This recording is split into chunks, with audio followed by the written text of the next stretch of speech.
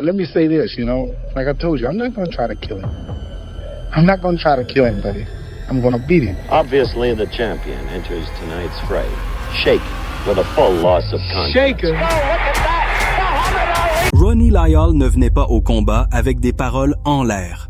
Face à la foule, le regard froid et déterminé, il laissa clairement entendre son objectif. Il n'était pas là pour simplement participer, il était là pour gagner. « Je ne vais pas essayer de le tuer. Je ne vais tuer personne. Je vais le battre », déclara-t-il avec fermeté, sa voix résonnant de la tension de quelqu'un qui avait survécu au chaos des rues et des prisons. Malgré son avertissement, le public observait nerveusement le champion de la soirée, Muhammad Ali, s'avancer vers le ring. La figure d'Ali, sereine et confiante, contrastait avec l'agitation qui semblait entourer Lyle, comme si chaque fibre de son être tremblait sous le poids des attentes et du passé qui le hantait. Nous étions le 16 mai 1975, au légendaire centre de convention de Las Vegas. La ville brillait de lumière et d'excitation, mais à l'intérieur du bâtiment, la tension était presque palpable. Le championnat du monde des poids lourds était en jeu et les spectateurs savaient qu'ils allaient assister à quelque chose d'historique. Muhammad Ali, l'homme qui avait redéfini la boxe par sa vitesse, son intelligence et son charisme, allait affronter un adversaire qui dégageait une aura de danger indéniable. Ronnie Lyle, le bagarreur aux gants, comme l'appelaient les médias. L'atmosphère était électrique. La foule retenait son souffle, anticipant chaque mouvement, chaque coup, consciente qu'elle allait être témoin d'un affrontement où l'histoire et la violence se rejoignaient. L'histoire de Ronnie Lyle n'était pas celle d'un simple boxeur. C'était celle d'un homme forgé dans la dureté, modelé dès son plus jeune âge par la violence et l'adversité. Né et élevé dans les quartiers les plus dangereux de Denver, il grandit entouré de crimes, de gangs et d'un environnement où la survie quotidienne dépendait de la force, de la ruse et du courage. Dès l'adolescence, Lyle se retrouva impliqué dans des vols, des bagarres de rue et des confrontations constantes qui le mèneraient bientôt devant la justice. Chaque pas dans les rues le rapprochait d'un destin incertain et à 19 ans, sa vie changea à jamais lorsqu'il fut accusé d'homicide involontaire après un affrontement entre bandes rivales. C'était en 1961 que je me suis retrouvé pour la première fois dans une bagarre de gang et qu'un homme est mort. On m'a attrapé et condamné pour homicide involontaire, raconta-t-il des années plus tard avec une voix chargée de souvenirs et de regrets. Ceux qui connaissaient sa biographie savaient que Lyle ne devait pas seulement affronter ses rivaux sur le ring, mais aussi les fantômes d'un passé rempli de violence et de décisions précipitées. Le temps passé derrière les barreaux ne l'adoucit pas, il le renforça. La prison du Colorado devint un champ de bataille quotidien, où chaque jour représentait un défi pour survivre. Selon l'accusation, Lyle avait tiré sur un jeune membre d'un gang rival, bien qu'il ait toujours affirmé qu'il n'était pas l'auteur direct, insistant sur le fait que tout s'était déroulé dans un chaos total. Cependant, la justice fut implacable et le condamna à 15 ans de prison. La vie en prison était aussi brutale que les rues qu'il avait laissées derrière lui. Chaque pas, chaque interaction, chaque regard pouvait devenir une menace mortelle. En 1965, la violence le frappa de manière quasi définitive lorsqu'un autre détenu l'attaqua avec un couteau improvisé. Le coup fut dévastateur. Lyle perdit beaucoup de sang et frôla la mort, affrontant face à face la possibilité de ne pas survivre. Cette expérience laissa des cicatrices physiques et émotionnelles qui marqueraient le reste de sa vie. Mais elle sema également en lui la détermination de ne pas laisser son passé dicter son destin. À travers ces années de lutte, de peur et de survie extrême, Lyle commença à découvrir que même dans l'endroit le plus sombre, la résilience et la discipline pouvaient ouvrir un chemin vers la rédemption, bien que ce chemin restât encore à tracer. Après l'attaque, sa récupération fut à la fois miraculeuse et douloureuse. Les médecins lui firent 36 transfusions sanguines. Son cœur s'arrêta 2 fois, mais il survécut. Pendant les 90 jours passés en isolement, il commença à repenser son existence. Dans la solitude de sa cellule, il s'exerçait sans relâche, pompes, abdos, coups contre le mur, et il se permit de rêver d'un avenir différent. C'est dans cet isolement qu'il découvrit la boxe comme voie de salut, une manière de canaliser la violence qui l'avait toujours entouré vers quelque chose de constructif et, surtout, vers un espoir de rédemption. Sa discipline était extraordinaire. Il pratiquait pompes, squats, abdos et élévation de talons jusqu'à pouvoir réaliser 1000 pompes en 1 heure. Son objectif devint clair, devenir champion du monde des poids lourds. Il rejoignit le programme de boxe de la prison et se fit rapidement remarquer. Il remporta les tournois internes de manière consécutive, ne perdant qu'un seul combat pendant toutes ses années d'incarcération. Sa force et sa fureur naturelle faisaient de lui un adversaire redouté, même derrière les barreaux, et son nom commença à résonner au-delà des murs de la prison. Après plus de 7 ans, la persévérance de Lyle commença à porter ses fruits. Des personnes influentes de Denver découvrirent son talent et son histoire, et un millionnaire local intervint pour obtenir sa libération anticipée, lui offrant un emploi de soudeur. Le lendemain, Lyle se rendit dans une salle de boxe avec une détermination absolue. En quelques mois, il devint champion d'Amérique du Nord et fut sélectionné pour l'équipe nationale des États-Unis. Sa victoire sur le boxeur soviétique le plus fort lors d'un tournoi international lui permit de nettoyer complètement son casier judiciaire avant de passer au professionnalisme. L'histoire de Lyle était celle d'un homme qui avait appris à transformer la violence en discipline et en ambition. Sa carrière professionnelle débuta en 1971 et dès la première année, il montra un talent exceptionnel. 11 victoires, dont 9 par KO. Sa puissance physique était terrifiante et sa réputation croissait rapidement. En 1972, il mit KO l'ancien champion du monde des poids mi-lourds, Vicente Rondon, en seulement 2 rounds, annonçant au monde qu'un nouveau prétendant puissant était en ascension. Au milieu de la décennie, Lyle était l'un des principaux challengers au titre des poids lourds. Même un boxeur redouté comme George Foreman fut renversé plusieurs fois lors de son affrontement avec lui. Le printemps 1975 apporta à Lyle l'opportunité de sa vie. Un combat contre Muhammad Ali pour le championnat du monde des poids lourds.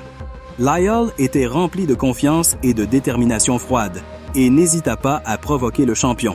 Il promit de surprendre le monde de la boxe. « Je ne vais pas essayer de le tuer, je vais le battre. Il n'y a pas de moyen sûr de gagner. La seule chose qui compte, c'est de gagner. » Ali, avec son assurance et son charisme habituel, répondit par un sourire confiant, conscient de ses compétences et de la stratégie qui le rendait toujours invincible. La nuit du combat arriva enfin. Le rugissement assourdissant de la foule accueillit Muhammad Ali marchant vers le ring dans son emblématique robe blanche. Ronnie Lyle avança avec une expression impassible, un bloc de pierre parmi les applaudissements et les acclamations. Le coup de cloche initial retentit et le premier round commença. Ali tenta sa célèbre tactique du rope-a-dope, se servant des cordes pour absorber les coups du challenger. Lyle, ne perdant pas de temps, trouva une ouverture et asséna un jab puissant au nez d'Ali, faisant exploser le public de joie et de surprise. Muhammad Ali déploya sa maîtrise défensive avec une précision qui démontrait clairement pourquoi il était considéré comme le meilleur du monde. Dès les premiers rounds, il se déplaçait avec une rapidité féline, balançant son corps d'un côté à l'autre, utilisant feintes et changements de rythme pour désorienter Ronnie Lyle. Chaque mouvement était calculé, chaque geste semblait anticiper le prochain coup de son adversaire. Lyle, quant à lui, ne se laissait pas intimider. Les yeux fixés sur la victoire, il avançait constamment, pressant Ali, lançant jabs et crochets avec une force capable de faire trembler n'importe qui. Plusieurs de ses coups atteignirent clairement Ali, mais le champion semblait danser autour du ring, esquivant avec élégance, absorbant l'agression sans perdre sa maîtrise. Pour le 5e round, Ali commença à montrer plus clairement son jeu de jambes. Il se déplaçait d'un coin à l'autre du ring, reculant pour éviter les attaques les plus dangereuses de Lyle, utilisant son agilité pour garder la distance et contrôler le rythme du combat. Chacun de ces mouvements était un calcul stratégique. Il savait que l'épuisement de Lyle serait son meilleur allié. Tandis qu'Ali se mouvait avec la grâce d'un danseur et la précision d'un scientifique, Lyle continuait de presser, tentant de l'acculer, démontrant sa résistance inébranlable et la puissance qui l'avait rendu célèbre. L'intensité du duel tenait le public en haleine, incapable de détourner les yeux, conscient que chaque instant pouvait faire la différence entre victoire et défaite. Le 6e round devint un spectacle mémorable. Ali ravit le public avec son célèbre « shuffle », un mouvement de pied qui semblait défier la logique du combat, provoquant applaudissements et ovations tout en maintenant Lyle sur la défensive. Pourtant, Lyle ne céda pas de terrain. Infatigable, il poussa le champion contre les cordes à plusieurs reprises, cherchant une ouverture, une distraction, la moindre occasion de placer un coup décisif. La stratégie des deux était claire et profondément contrastée. Lial devait maintenir son agressivité sans s'épuiser trop tôt, tandis qu'Ali, avec patience et calme calculé, conservait son énergie, attendant le moment exact pour frapper avec précision et puissance. Chaque échange de coups intensifiait la tension dans le stade. Le public sentait qu'il assistait à un combat où la force brute et l'intelligence s'affrontaient face à face. Avant le 8e round, Ali décida d'élever les enjeux. Il annonça aux médias son intention de mettre KO son adversaire, provoquant excitation et anxiété parmi les spectateurs. Lorsque la cloche sonna, Ali attaqua avec agressivité, cherchant un KO rapide, mais Layal répondit par un puissant direct du droit qui força le champion à reculer momentanément. Ali, loin de perdre son calme, ralentit le rythme et commença à danser sur place, baissant fréquemment les mains et laissant Layal prendre l'initiative.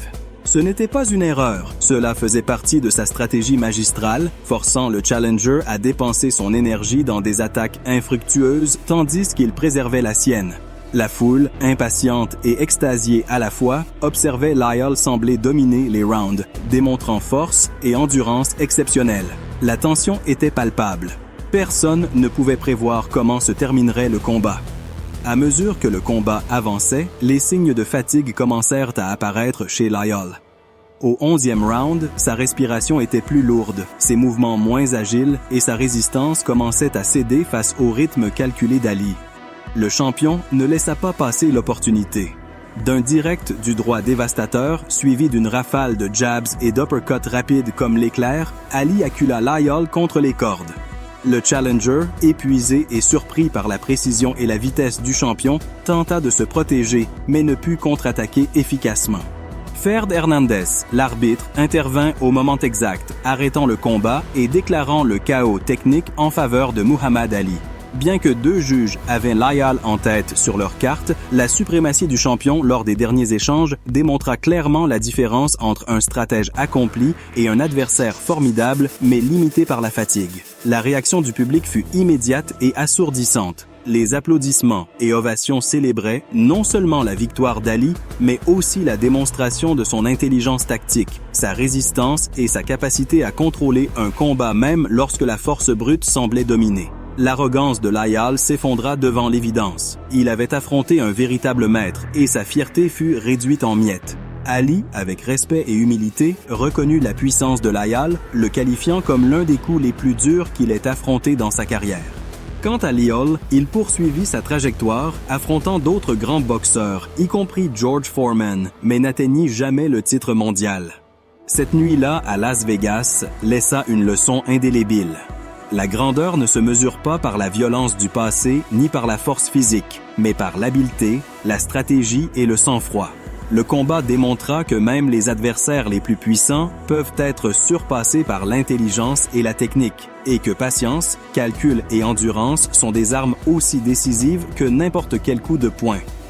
Ali ne remporta pas seulement un combat, il consolida sa légende, démontrant qu'un vrai champion transcende la force et l'agression pour triompher avec esprit et cœur, laissant tous les spectateurs convaincus d'avoir assisté à un chapitre historique de la boxe. Après le combat, des mots de respect furent échangés.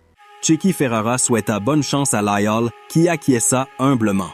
Howard Cosell et Frank Gifford clôturèrent de la retransmission depuis Las Vegas, laissant un héritage narratif qui resterait dans la mémoire des fans pour des générations. La leçon était claire.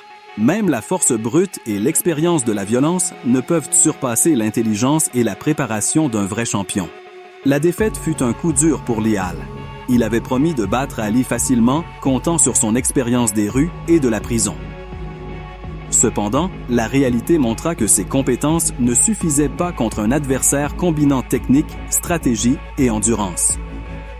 Bien qu'il restât un boxeur redoutable, Layal comprit que le talent pur et la force physique ne garantissent pas toujours la victoire.